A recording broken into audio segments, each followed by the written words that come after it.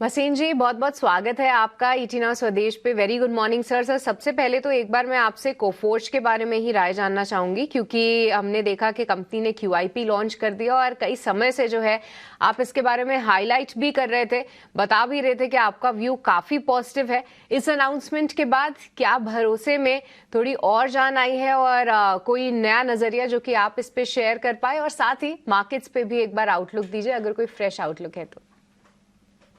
हाँ, good morning सृष्टि, आपको, डिम्पी और अभिषेक को। बिल्कुल कोफोर्स पे बहुत पॉजिटिव हूँ। देखिए, जो उन्होंने रिसेंट एक्विजिशन किया है Signiti technologies, it gives them the openness in जो मिड वेस्ट और नॉर्थ है वहां पे। सेकेंडली, इनका जो इनका जो एआई में रीअश्योरेंस और अश्योरेंस में बिजनेस है वो बहुत स्ट्रांग होएगा। सो मेरे को लगता है कि दिस विल बी ये एक गेम चेंजर है इनके लिए। साथ में जो स्टॉक में डाइल्यूशन की वजह से प्रेशर आया था वो सब अब आई थिंक न्यूट्रलाइज हो जाएगा। The QIP will be over subscribe.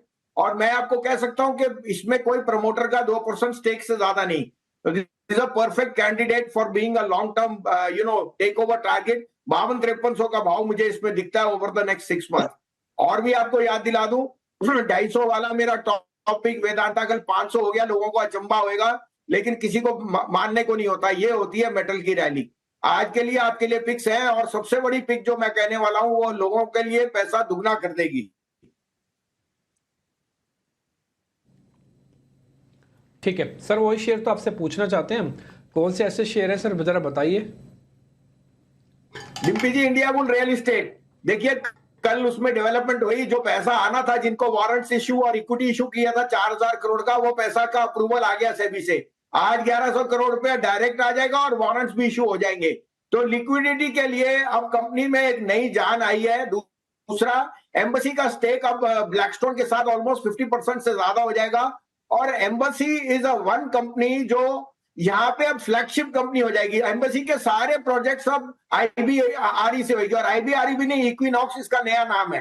तीसरा, आपको शायद पता हो कि इंडिया बुल रियल एस्टेट ने 2.3 करोड़ स्क्वायर फीट डिलीवर करे हैं commercial, even more than DLF. और उसमें जो क्षमता है वो आज की डेट में 2008 के प्रॉपर्टी के भाव की है। तो आप सोच सकते हैं, embassy I think arguably India में सबसे बड़ा रियल एस्टेट डेवलपर है, और उसकी क्षमता 1 लाख करोड़ के ऑर्डर कंप्लीट करने की है। तो उनकी जो फ्लैगशिप कंपनी है वो और कोई नहीं होगी, इट विल बी इक्विनॉक्स और इंडिया बुल रियल एस्टेट। 250 का टारगेट है, और आपको आज की डेट में रिस्क रिवॉर्ड कहीं फेवरेबल नहीं है।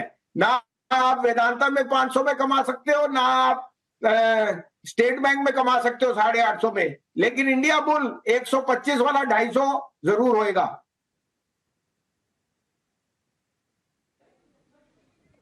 ठीक है भसीन साहब, कोई और शेयर जो आप हाईलाइट करना चाहेंगे? Good morning.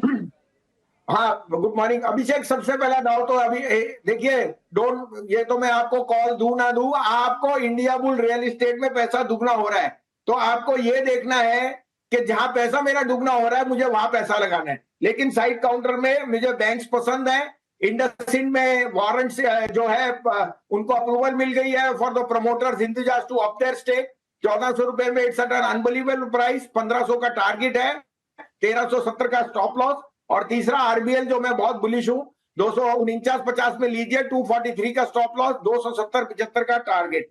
लेकिन मेरा टॉप पिक आज एक ही है, India bull real estate. India bull real estate या इक्विनॉक्स जो उसका नया नाम है, 250 का टारगेट इसी साल दिखा देंगे आपको।